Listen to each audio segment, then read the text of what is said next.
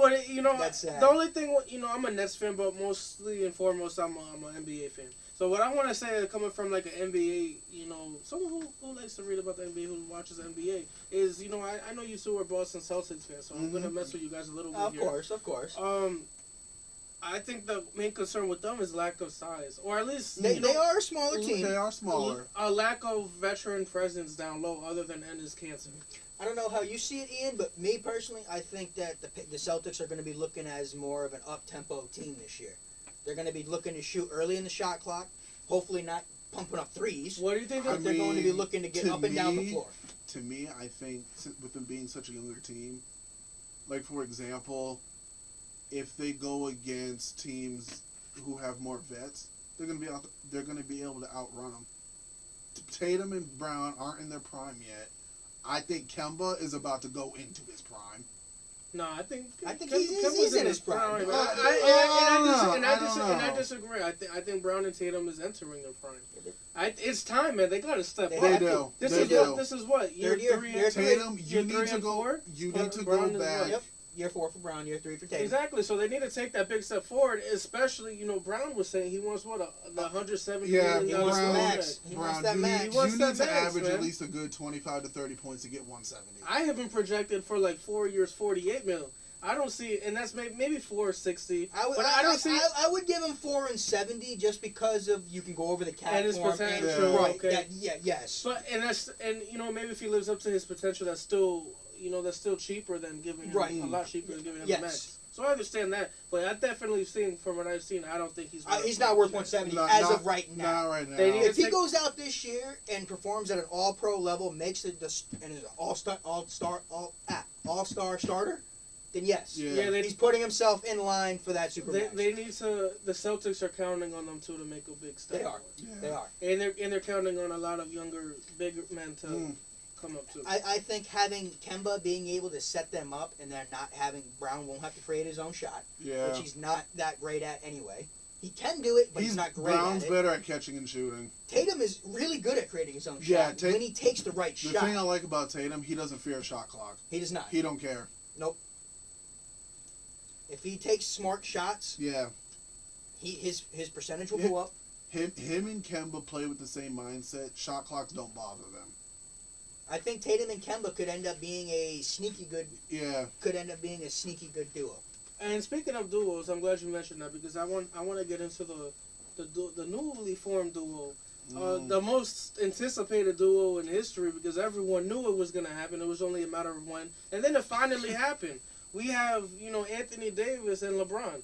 Ian, please tell us what you saw on their game against the Warriors. I was impressed, I'll say, but I was impressed. Give us your perspective. I was impressed to see what they were doing. I watched that game and I don't know if it's just me or if anybody else sees it. AD's bigger. He looked like he put muscle on. He looks like he put some work in. I think the reason why is AD been working out with LeBron. AD's using the same method that LeBron, because I believe I think when LeBron was playing with the Heat, I think he was working out with like a Marine. Yeah. I mean, listen. LeBron's workout ethic is legendary. His work ethic is legendary. One of the best ever. Nobody can argue about LeBron's workout. But the question is, can AD stay healthy? He does have a record of getting hurt. Well, pretty much every maybe that year. is why he put the weight on. Exactly. That could be why he bulked up. I think that's the biggest question mark that the Lakers are going to face is, can LeBron stay healthy this year? That's the biggest team with that Lakers. Exactly. Because on paper, the Lakers are a formidable team. The face of whenever you have LeBron, you're going to be the face of the Lakers is LeBron right now, but I think the team, offensive-wise, is going to be focused on AD. He's the young scorer. Well, of course, Anthony Davis. It needs to be. But if you can save LeBron's legs, let's just talk about how LeBron's going to be running point this year. Yeah. That's true. Can you believe that? So we talk about LeBron, that's crazy. LeBron James is going to be a point guard in the league this year. I don't know who's going to stop him if he stays healthy. No one's going to be able to stop him. But since we're on the topic of duos, I want to talk about who's your guys who's your best duo? The best duo in the NBA this year you think is going to be who? I'm going with Kawhi and Paul George. That's a good one. That is. Those are arguably the two best two-way players. The other team in the Staples Center, as most Laker fans would put it. But we could this could be breaking because we could actually see the number 1 and number 2 seed in the same arena. Imagine that game in the Western Conference Finals. Yep. If that's Clippers, Lakers. if that's the Western Conference Finals, that is a 7-game series. Oh yes. And will be one of the most televised, bringing the most ratings. Exactly, and revenue. But we'll get more on that in our upcoming episode next week. We're gonna do one, an NBA tip-off edition. But Vito, what is your duo that you would I think it's being slept on. Really? No, yeah, we know where you're going. I'm gonna have to go with. Is it a team in Texas? Guess what? It's a team in Texas, and it's another team actually in the West. Oh, okay. I'm gonna have to go with that Westbrook-Harden connection. Nah. You're going with 2 guys that played together in the past. See, when they separated, you're talking about 2 former MVPs that are coming together. Exactly. 2 guys that solo, they have everything that you can get by any accolade you can get without winning a championship. Both of these men have. All that's left to get is a ring. Now everyone's talking about how these 2 guys are going to come in and play together. I think they're going to shock the world. And Harden's going to let Russ run point, because Harden's not a true point guard as it is. No, he's not. He gets to fall back in his position to be that shooting guard. He's going to let Russ gets to create for him now. Now Harden doesn't even have to create for himself. He gets to stand there, catch and shoot. Yeah, I think that's if Harden becomes a catch and shoot guy, this league better look out. He's going to do his little. He can't do a step back. He can't do his little step back because finally the NBA changed that. I understand you liking that, but having Russ here negates that. He don't need to step back. And did you see over the weekend that James Harden? He started a new jump shot he created. Oh, yeah. The one-legged jump shot? I don't know if you guys caught that over the weekend. Harden, you ain't doing that in no game. I think he will do it in the game. He will. And I think he'll make it more than he misses. You're talking about a guy that enjoys showing up NBA players on the court. The only way Harden can be successful right now is if he decides to copy Klay Thompson. And that'll be a good person to copy. I think that's exactly what's going to happen. Could just catch and shoot. First of all, if you want to be like that, Harden, play some D. Well, I think him not being point also helps him conserve some energy. Yes, and I think having Russ there is going to make him a better defender. He doesn't have to do Mr. Do It All on offense. I think Russell's going to make him a better shooter and a defender. Yeah, I think he's going to be a better all-around player. Which should scare the hell out of the West, because Harden was already arguably one of the best shooters in the West. Exactly. My duo. I'm gonna go with Anthony Davis and LeBron for the simple fact that, Anthony Davis hears our whispers. As you said earlier on the show, he's always injured. Yeah. Is he reliable? You're only available here and there. Is your heart still in the game? And then you got LeBron. People saying, he's getting old. He had one of his biggest injuries last year. Is he going to be able to recover? His crown isn't there no more. I think LeBron's on a mission, especially playing point guard. I think he might have dropped down, but he dropped down from being an NBA god to a borderline MVP player.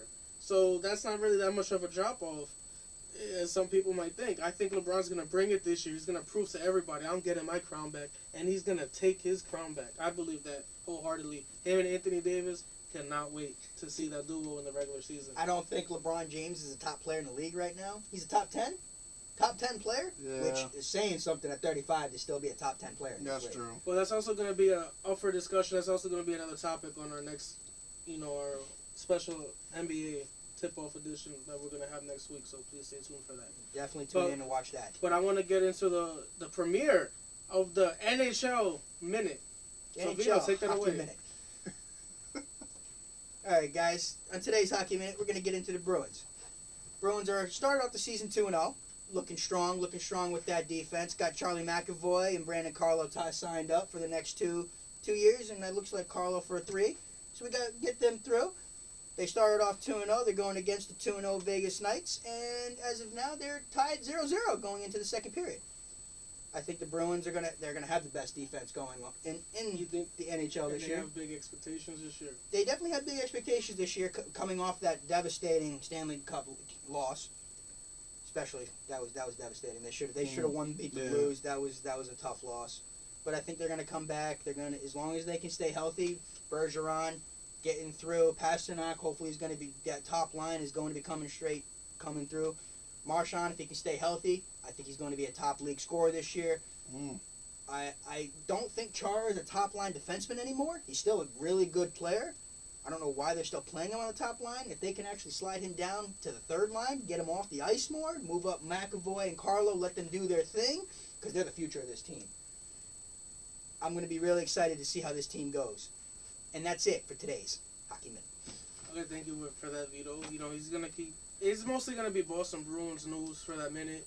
Seeing how we're in New England, he's a Boston Bruins fan, so we're gonna stick it with probably mostly we're gonna try the Boston Bruins, but we'll get to you. We'll get your when we get more into the middle of the season, I'll give a standings update. But Vito, I'm glad you said standings. Yeah, let's get to the prediction standings. I'm glad you said standings because you tried swindling me thinking I'm gonna forget about our prediction. So here's a little recap, ladies and gentlemen, if you're paying attention. I had a bad week. Last week, we started off with a bet between myself, Vito, and Ian that whoever has the best NFL prediction record gets the dinner that the other two has to pay for. So for example, which is gonna happen. When I win, these two are gonna have to cough up a lot of dough to take me out to a nice fancy dinner place. So now so here's your updated standings, ladies and gentlemen. At 10-5, you have myself and Ian tied for first place after our first week, and then I see Vito all by himself with the 5-10 record. Vito, what happened? What is going on? We're 10-5. You're 5-10. Vito, putting yourself in the hole. You want to buy his dinner, don't you? Well, someone's got to be able to pay, I guess. Honestly, a lot of those games could have gone either way. A lot of the ones, it looks like all 5 that I got wrong were the same ones that I tied with you guys. And the other ones were the ones I tried to jump out and get ahead on. I mean, Jacksonville should have beat Carolina. I think Minshew madness. I fell into it. He came back. He was coming back. But you forgot about Run CMC. But, that's right back in the league, in my opinion. Christian McCaffrey. Christian McCaffrey was a beast. Then you had Chicago losing to Oakland. And I said that, yeah. I picked Chicago to win, but I said the only way the Raiders would win by if the Bears had jet lag, and honestly, it looked like they had the jet lag. Yeah. So I should have picked the Raiders. You got lucky in that Baltimore-Pittsburgh game. I did. Juju fumbling the ball away on a 40-yard line. And that bad man, Aaron Rodgers, did well for me, too. I picked him. But, we're going to continue that throughout the rest of the NFL season, so stay tuned with that. Yeah. But I want to say next week, or the next episode, I'm sorry, we're going to have, week 6 predictions. Please tune in, like, comment, and subscribe down below. Tell us what you want us to talk about as well. We're open to anything to talk about. To anything. So, like I said, we're going to have the week 6 predictions coming later this week. We're going to have a recap of the Thursday night football game between the Giants and the Patriots. And then next week, look for a special NBA tip-off edition of our show. We're going to just talk about most, all the NBA, our predictions, who's going to win, who we think is going to win the championship and the awards. So stay tuned and look out for that one. Anything else you guys want to add? Just remember, guys. We couldn't cut it playing. But now we talk about it. Thank you. Have a good night.